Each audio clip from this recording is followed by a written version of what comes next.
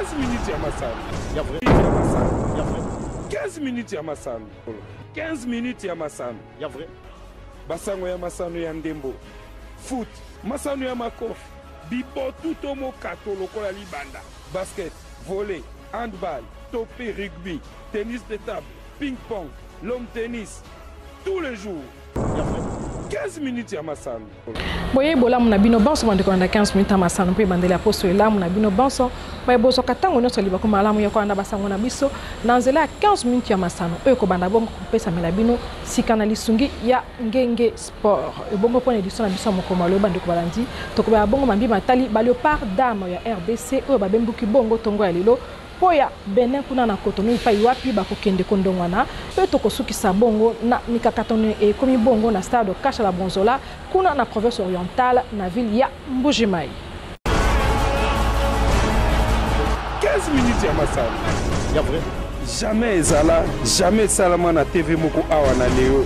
Bongo to fonga la basango na biso moko moleo bande ko 15 minutes masano pona ko talisa bino ete 15e édition ya Coupe d'Afrique ya lenge basi banso ya bikolo banso ya Afrika et lenge la mi bongo po ambula mozali ko ya omboka Maroc topé Coupe d'Afrique de Nations Maroc 2024 ndena tina wana ba éliminatoire po ya kozwa bongo nzela na mami matali misano eye ekobeta bongo mboka Maroc e bandaki bongo ko banda le 20 septembre 2023 pe yango ekosuka bongo kino le 5 décembre 2023 et senge ko eba ete etenia yambo ebeta maki ko banda le 20 kino le 22 septembre 2023 po ngambo biso RDC senge ko eba ete bilenge basi topé basani basi ya RDC bandongwana ki bongo na bayi Benin o mokoma mitano ya poso moleki kasi yamboto ko makuna bo landana no na bilili lolenge nini bilenge babali topé ba leopard monsieur ba pesa ki bongo bo kasi pe opikiliki na basani ya basi topé ba leopard dama manso wana mapesa melbino bongo na bilili eye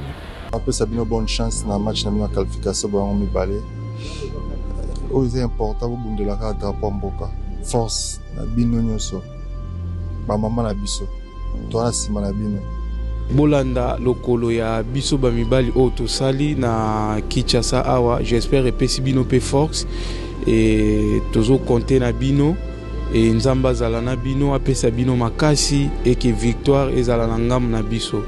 Donc le match face au Bénin, beaucoup de courage, force et ramenez-nous la victoire, on en a besoin. Salut Léopard Dame, je vous souhaite le meilleur pour ce match. Donnez tout et on va voir ça. Bonne chance. Alors pour les Léopards Dames, je vous souhaite un très gros match et de montrer qui on est et puis de gagner ce match. Voilà. Message nanga eza pour encouragement. Il y a bafi na biso ba kebeta éliminatoire ya CAN. Je pense ba obeta le 22. To soutenir bango, ba bunda, ba muyema yo pona nation na biso. Na yebi ke les Cabiens va se qualifier pour la CAN.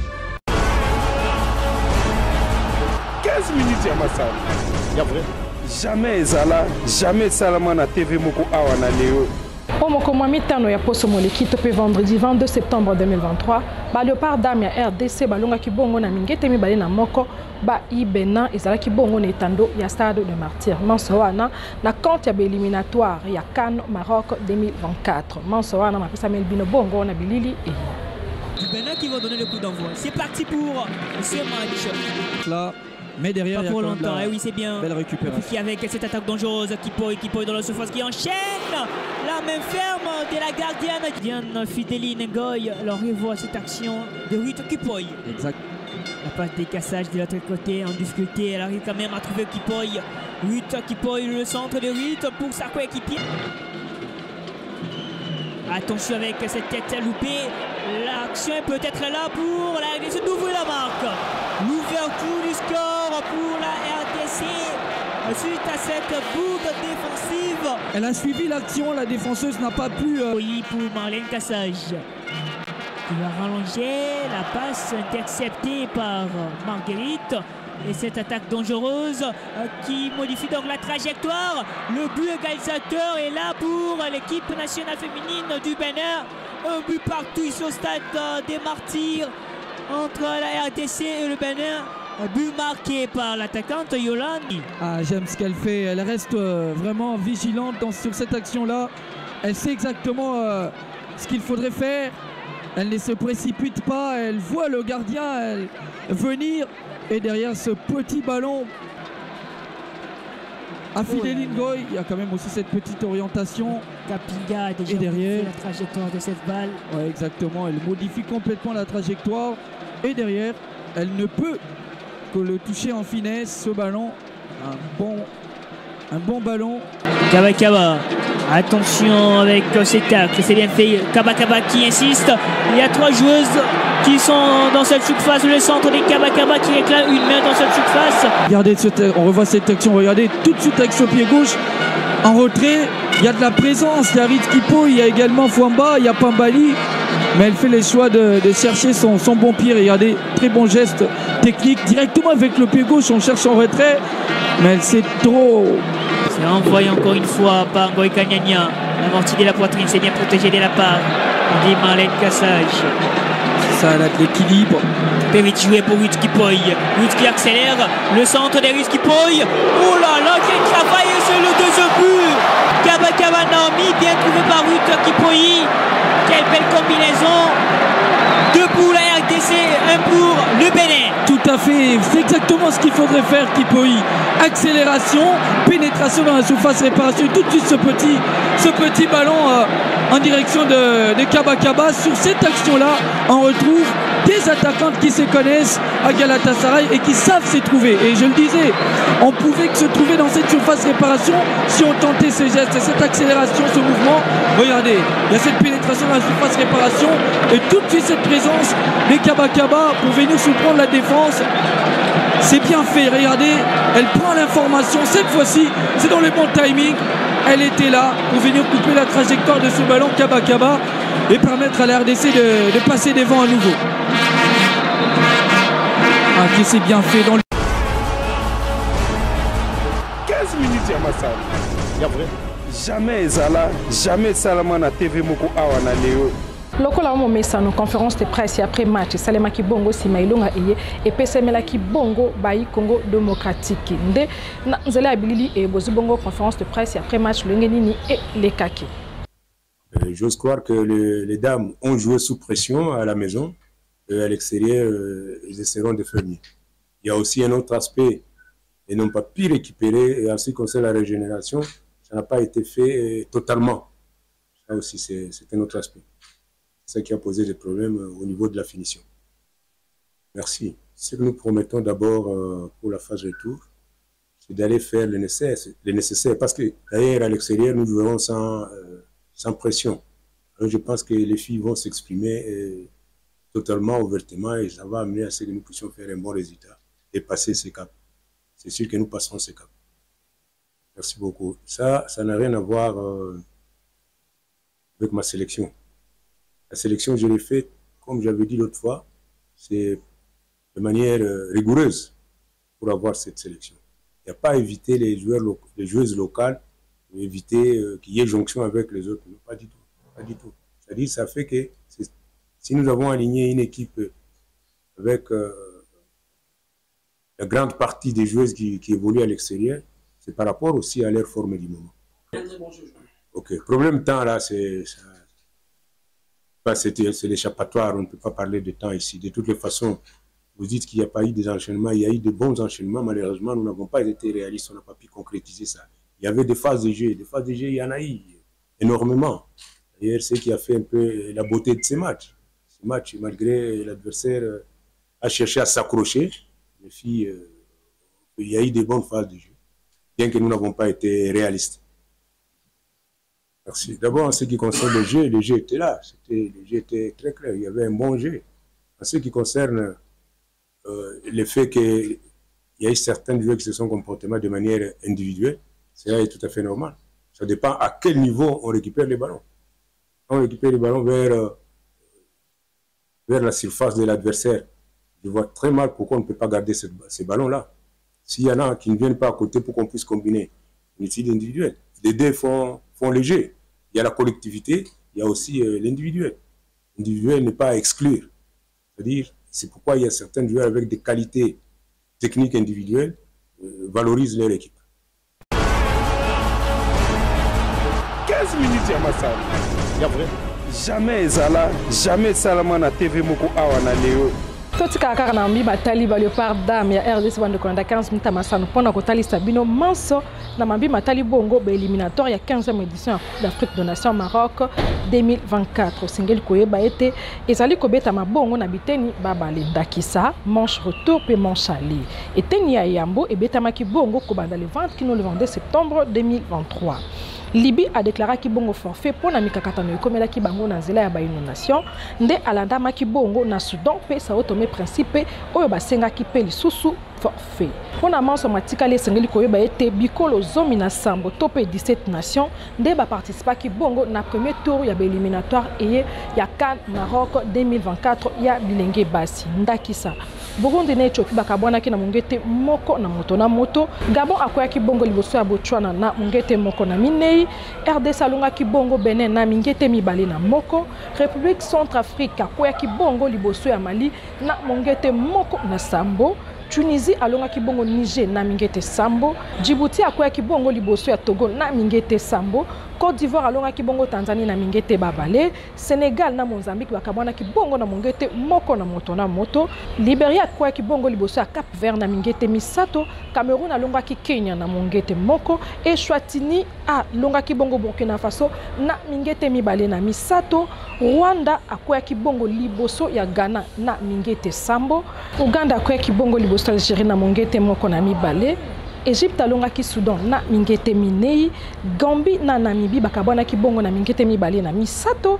Pe Guinée alonga ki bongo Mauritanie na mingete mwambe. Ndepo akosukisa Guinée Bissau akoya ki bongo liboso ya Congo Brazzaville na mungete moko. Nde wana ezali bongo ba match banso ebetamaki bongo pour na premier tour ya ba éliminatoire ya CAN Maroc 2024. 15 minutes ya masano. Ya vrai. Jamais ezala, jamais salama na TV moko awa na leo. Kaka na mbi matali ba Léopard Dame ya RDC bande komanda 15 minutes masano sengeli koyeba ete kaka na tongo ya mukomo lelo yambo ya poso etozali tope lundi 25 septembre 2023 ba Léopard Dame ya RDC batiki bongo ngwa mukondi Kinshasa na nzela ya aéroport ya Njili kwa kokende bongo na mboka Benin kuna na ville ya Cotonou bipai wapi bakondongwana pona manche retour ya éliminatoire ya Coupe d'Afrique de Nations Maroc 2024 sengeli koyeba ete beaucoup tani pona manche retour et elengela mi bongo po mukomo mibale ya poso etozali tope mardi 26 septembre 2023 sengeli koyeba ete pour mukwa ba Léopard Dame ya RDC balonga ki bongo ba Benin na mingete mibale na moko sika pour mukoma mibale tope pour akosukisa bongo premier tour ya éliminatoire eye ekozala bongo lolenge nini tokoyeba ngo bongo o mukoma lo pe bokozaba te amanso na édition na biso ya 15 minutes masano mozali koya lokola o mo mesano 15 minutes ya masano. Ya vrai. Jamais ezala, jamais salama na TV moko awa na leo. Toti kasika ba Léopard Dame ya RDC bande konda 15 minutes masano kasi tokotikala kaka na batali bongo lisano ya ndembo pona kotalisa bino ete na province orientale kuna ville ya Mbujimai mikakatano ezokotalisa mingi ezokotalisa mingi na stade ya Kashala Bonzola tokoloba mingi te kasi ba Mbujimai bango moko babetaki kelelo ya bakonzi ya mboka batalela bango mambi matali bongo stade ya Kashala Bonzola oyo ezali bongo na mwa mikakatano ebele oyo ezoko permettre pe lisusu te na babeti ndembo bakwa bongo kobeta lisano ya ndembo na etando wana badeta ya manso napesa melbino bongo na bilili euti bongo uta province orientale na ville ya Mbujimai. Bonjour à tous, naza na stade na biso ya Mbujimai. Hein?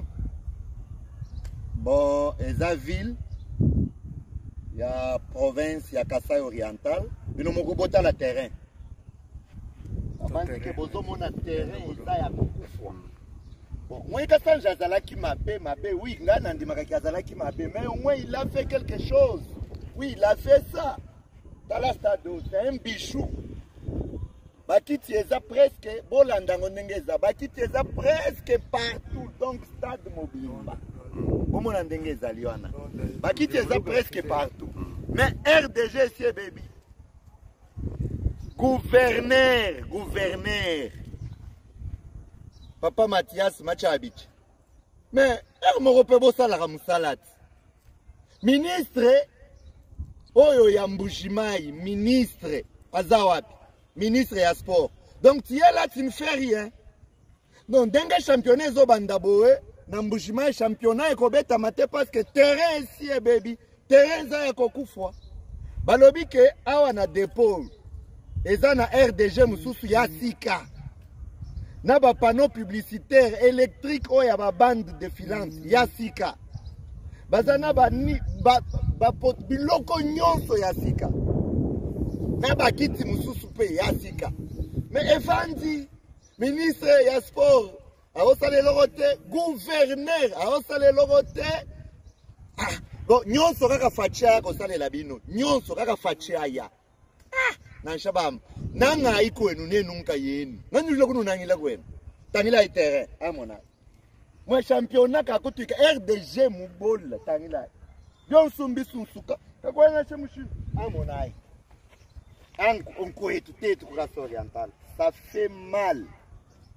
Un bijou pareil, nous nous mettons là où Nyanguka, et puis, est-ce que c'est comment au juste? Tout l'ombagne, moi on a Kasai. Nous ne pouvons pas nous voter pour Kasai. Quand on a tout nous voter tout. Parce que tout le monde a ndundu kakutu ikamu Kasai. Nous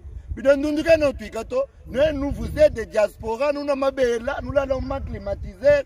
Vous voulez venir ici pour que tu nous soungoules. Quand tu as nous soungoules, même là où vous êtes, vous pouvez aussi cotiser. Nous avons kabeya machabi atujina awo ngowa asa koko kasai to anumfu mwalo yenza byonse anufachi alo yenza byonse fachi wetu wawewo hebo 15 minutes ya masala ya vrai jamais ezala jamais salama na TV moko awa na leo 15 minutes amasana mkwalo bande kwande pesa mela kibino bongo na lisungi ya Ngenge Sport ndena nzela ya Ngenge Sport boko banda ko zame ko nyonso azanani ya lelo tambi ko abino coordonnateur pe directeur ya 15 minutes amasana na kombo ya mwa mboka ndeko Jerry Angengba a Gwame elongo na yende to ko sukisa bongo edition na biso mukoma lelo pe yenda ko so moi pole na mema matali bongo li solo ya Ngenge Sport na 15 minutes ya masana boni naloba Christian à la demande générale bazolinga omoni ezakaka ya mama Ngenge 15 minutes amasana mangu pemo wapi na bike à la demande générale kalate déjà musala kitoko Christian na osala kalate tozoka ko balola bako basido deka bayebi botikate 15 minutes oyo boko lembango na Ngenge 15 minutes pour le mbango. Walai! 15 minutes ya masala. Ya vrai? Jamais ezala, jamais salama na TV moko awa na leo. Na lolenge e bande kwanda 15 minutes masala ndiki tukisibunga edition na bisa mukoma leo na isungi ya Ngenge Sport na bagata ngo nyonso yote sayo mwete matango tukuta na Angela ya 15 minutes ya masala. Ya solo kina